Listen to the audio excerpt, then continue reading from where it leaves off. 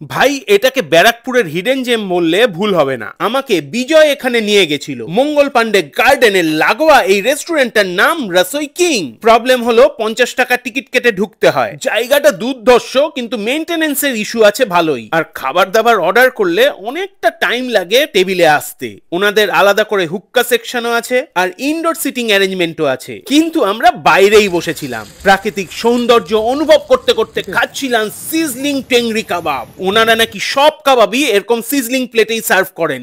অসাধারণ খেতে ছিল মশাই। তারই মধ্যে চলে আসলো আমাদের মিক্সড হাক্কা নুডলস আর গার্লিক চিকেন। নুডলসটা দারুণ ছিল, কিন্তু garlic chicken was not that impressive.